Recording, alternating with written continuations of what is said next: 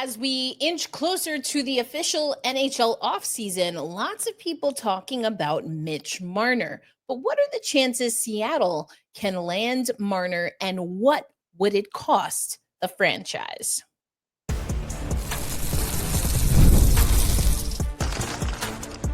You are Locked On Kraken, your daily podcast on the Seattle Kraken, part of the Locked On Podcast Network, your team every day. Hey, Seattle hockey fans, welcome to another episode of Locked On Kraken, part of the Locked On Podcast Network, where we bring you your favorite team, the Seattle Kraken, every single day. Thank you to the everydayers and, of course, to the OGers. My name is Erica L. Ayala. I am your host of Locked On Kraken, have been since the very beginning, from the first head coach to whoever will be our head coach next. I've got you covered here. I also am a contributor to CBS Sports, where I cover women's basketball and hockey. And you can find me sometimes on CBS Sports HQ talking about all kinds of things. But for today, we're going to talk about Mitch Marner. Now, last offseason, for the Seattle Kraken at least, we began talking about potential trades, free agents, things of that nature. And William Nylander was one of the players that we talked about, also from the Toronto Maple Leafs. Mitch Marner, as of last season, game 7 and just recently was with the Maple Leafs. But there are a lot of people speculating that Marner's days are done with Toronto, including The Athletic, saying Mitch Marner and the Maple Leafs, a breakup is for the best. And this is an article that just dropped yesterday on The Athletic. After 9 seasons, Marner is already has the fifth most points of any Maple Leaf, and has 4th most in assists. Now, he declined an extension, Marner, throughout the season. So the Maple Leafs would love to keep Marner. We've seen those reports in the news, but Marner maybe is ready to move on. He has a no movement clause. So didn't clarify why he didn't sign, but seems that maybe it might be time for him to go somewhere else. I've seen him associated with teams like Utah, the Utah Mammoth. They officially have a name. The Philadelphia Flyers. I've seen the Detroit Red Wings, but I have not seen anyone mention the Seattle Kraken. And I think there are a few reasons here. One goes to a theme of this offseason so far, which is that I just don't know if the vision of this organization is one that's going to attract a free agent like a Mitch Marner. He's young enough, and he could develop alongside some players like Matty Beniers, Shane Wright, etc. He would be a leader. We definitely could use what he can do offensively. That's for sure. But is it somewhere where he wants to be? And that's the question. I think Seattle itself has a lot that free agents might find intriguing, but it's a matter of, again, it's not just the city, it's the program, it's the franchise, it's the organization. And for me, there's just not a lot of direction right now. And maybe this is something that new GM Jason Botterill can work out. But, if you look at in his career, so Mitch Marner drafted 2015, first round, 4th pick to Toronto, 4th overall in 2015. His career playoffs, 70 games played, 13 goals, 50 assists for 63 points. That's just in the playoffs. If we look at what he did for his career, he's got 221 goals, 520 assists for 741 points. And I already told you that's up there. In this past season alone, he got to 102 points. The breakdown was 27 goals and 75 assists. Now, we struggled to get a handful of players to the 20 goal mark this season. I was counting him down and was hoping Shane Wright would get in there. He didn't sneak in there, but we would love a guy that's had, in his past 3 seasons alone, 30 goals, in 22-23, 26 goals in 23-24 and 27 goals in the 24-25 season. So, yeah, we'll take that. He's only averaged lower, or he's only accumulated less than 20 goals in his rookie season 2016-17. He had 19 goals. And then in 2019-20, where he had 16 goals, played only 59 games in that season. Now, he played 59 games in 2019-2020, played 55 in 2021. But I mean, that was the COVID year. And then he did miss some time this season, but played 81 games in 24-25. So a right winger that can give you that 180 pounds, 6 foot tall, 28 years old. I mean, you think you want to say yes to this. The thing is, and I have to shout out our guys over at Sound of Hockey, because they did a little bit of a roundtable here where they were answering some questions regarding Mitch Marner. This is dated, written and authored by John Barr, although Darren does contribute here as well, May 13th, 2024. So this was a year ago.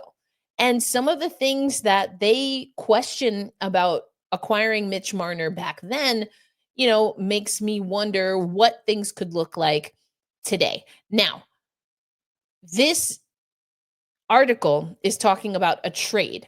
So, since Marner would be an unrestricted free agent, we're not talking about we're not talking about trades. It's more so about salary.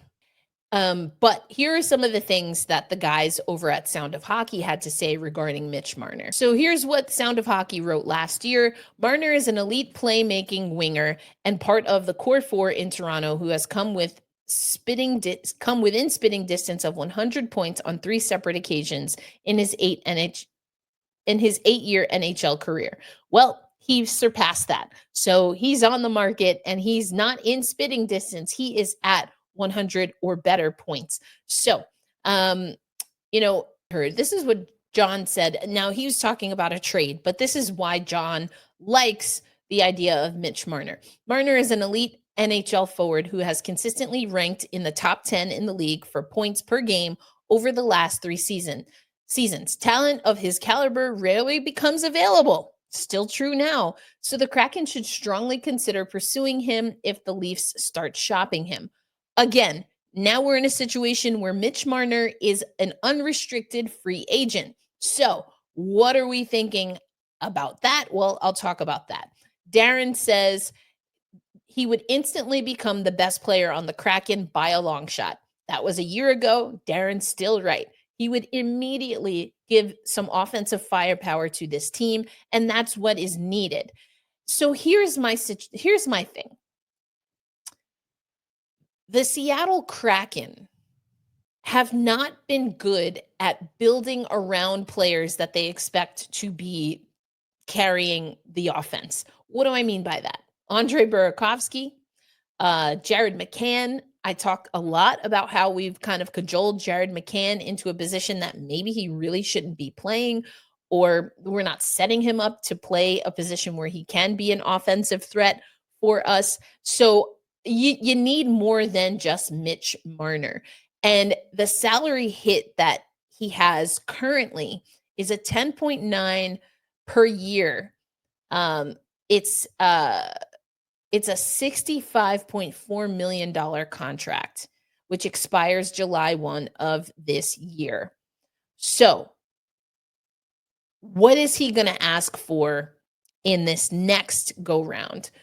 Marner could command a contract in the $12 to $16 million range annually on the open market, according to some experts.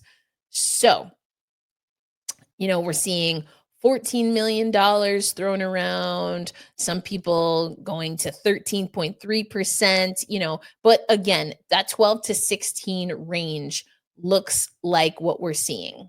So when it comes to the salary cap for the Seattle Kraken, I'm looking at Puckpedia right now.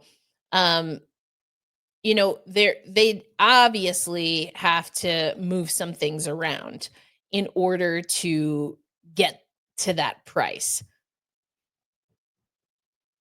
In 25-26, the projected cap space that the Seattle Kraken would have would be about $21 million. So it would fit in that range. But if you go for, let's say at the front end, 16, that doesn't give you much wiggle room to do much else. Um, so I think it could be interesting. I think if Marner wants to come to Seattle, if he would consider Seattle, I don't see why you don't go for it. And how quickly can you move some other elements to make space to get complementary pieces to Marner that maybe don't exist right now as this roster is constructed? Let me know in the comments, though, what you think. Do you think the Seattle Kraken should pursue Mitch Marner? I mean, I think the answer for pursuing him is pretty straightforward. I think the next question and the real question for the Kraken is, even if we do pursue him, what moves would need to be made to make him Mitch Marner and of course the franchise successful if he were to come to Seattle? And that might be some difficult conversations, some players that might have to be offloaded. And let's not forget, we likely are going to have to figure out another goaltender. So, is that ticket cost within the bounds of what the Seattle Kraken can do? Let me know what you think in the comments. Coming up next on Locked On Kraken, let's talk about the IIHF quarterfinals quickly.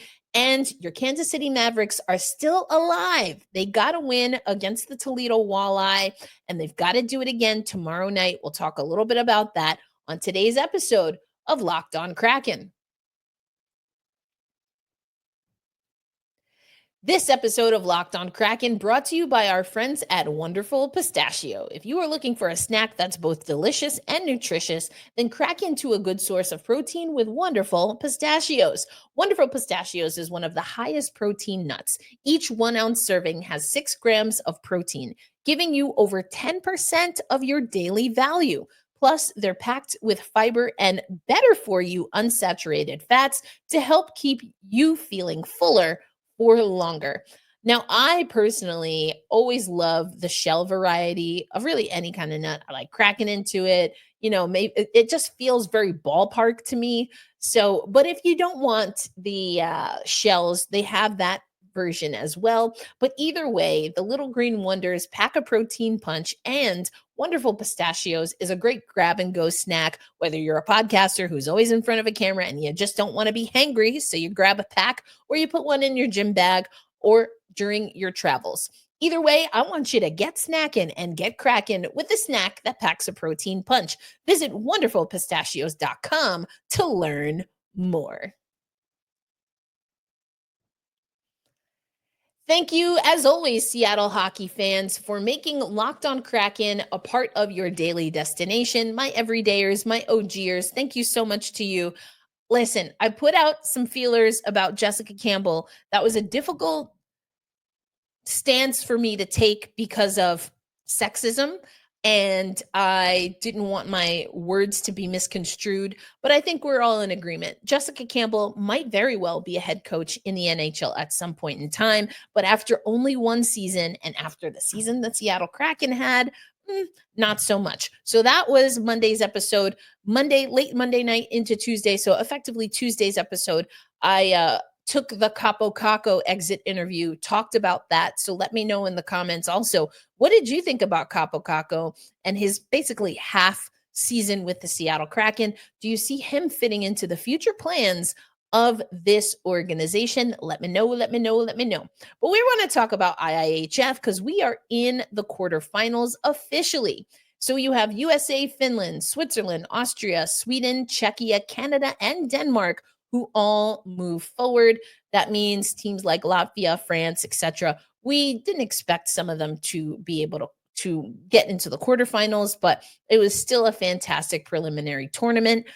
Joey Decord, we've got Brandon Montour. We have for Denmark, Oscar Fisker Molgaard, Adam Larson, Philip Grubauer is playing. Germany is another team that did not advance. I talked about the other day, Germany versus USA. That was Joey Decord versus Philip Grubauer. Which one of them if not both of them, probably not both of them. So Joey Decord will probably be on the roster next year. What does that mean for Philip Grubauer? What does it mean if we don't have Philip Grubauer? Does that open us up for other things? Where are we going to get another goaltender? Can you tell I'm reeling a little bit? Okay, back to the World Championships. The United States will take on Finland. So that is, Ellie Tolvanen versus Joey Decord. Alongside Matty Beniers. You also have Mikey Isiman on that USA team. Sweden has had a fantastic tournament. They're taking on another team with a pretty good tournament in Czechia. And then Canada versus Denmark. All right. I think what's pretty cool, if you go to the IIHF website, is that you can look at the head-to-heads. So, for example, right now I have USA-Finland because that will be one of the games for tomorrow's quarterfinal. Scoring efficiency in favor of the United States, 11.85% to 10.78% for Finland. Power play, 30.43 clip for the US, less than 6% for Finland. So special teams will be important. The penalty kill, 76.47 for the United States, 69.23 for Finland. So they have a much better PK than a power play. Goaltending, goal save percentage, a 94.90 clip for Finland versus 90.6% for the US. Penalty minutes are pretty close, but more PIMs for the United States at 50 versus 46 for Finland. And, I think this is going to be a really good matchup. If you look at some of the stats here, and I want to look at goaltending stats, the goalkeepers for the United States are middle of the pack. But why are we seeing such great numbers from Finland? Well, you might know him from the Nashville Predators. UC Saros is their goaltender, a 9.5 0.92 save percentage, a 1.19 goals against average, 3 wins overall in the tournament. Samuel Ersson from Sweden actually has the best numbers. He has a 0.67 goals against average, 2 shutouts. So just fantastic defense overall from Sweden in this tournament.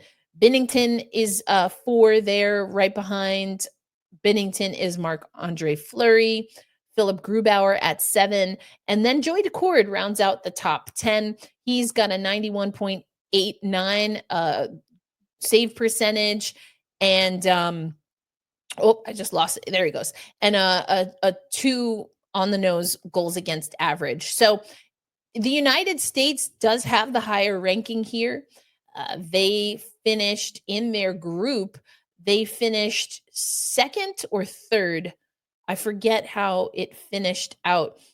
In the second, okay, because they were neck and neck with Czechia, but yes, okay. So second, just ahead of Czechia. Finland finished third in their bracket in Group A. USA is in Group B. Switzerland at the top of Group B. Canada at the top of Group A. Sweden in that second spot. But those two teams are looking pretty solid. So here's the schedule. So you know what to expect. Things kick off tomorrow for the IIHF quarterfinals. So you have Austria versus Finland, you have the United States and Finland first thing in the morning. Then you've got Switzerland versus Austria, Sweden versus Czechia, Canada, Denmark. Is those last 2 games are about 1:30 Central Time, so that's about 11:30 a.m. Pacific Time.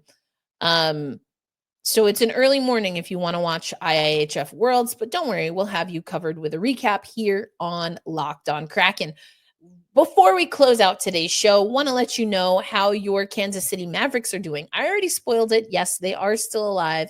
They were able to get a win after going down 0-2 in the Western Conference Finals series. So let's look at some stats and facts to know ahead of tomorrow's game. We'll go over that very briefly, but let's get you how they got here and what to expect, what we need to see if they want to continue playing in the postseason.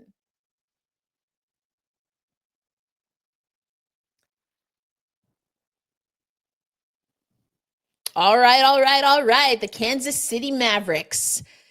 They were able to get a win 5-2 against Toledo, so they get a game on the board, and that's the only game they have. They took game 3, so the Toledo Walleyes still lead the series 2-1 going into tomorrow's game. 3 stars were Cade Burchard, Max Andreev, and Casey Carew, who got the first goal in game 3, assisted by Burchard and Cam Morrison.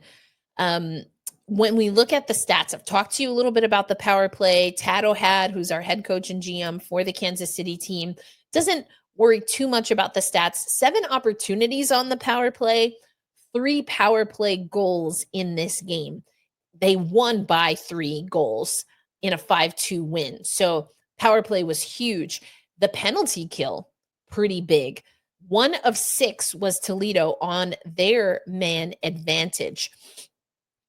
If we look once again, Jack LaFontaine doing all the work there, saw 35 shots, made 33 saves, and has been the go-to guy, the only guy that we've seen in net. When we look at the shots, things definitely were even Steven in the first and second frame, though I shouldn't say even Steven. Things were about even, but Kansas City able to outshoot the Toledo Walleye by three shots in the first frame, 13-10, and 2 shots in the second stanza, as I like to say, in the second period, 9-7. But then Jack LaFontaine saw 18 shots in the third frame from Toledo, while the Kansas City Mavericks only put up 5 shots. And here's the thing. They were leading 3-0 going into the third period.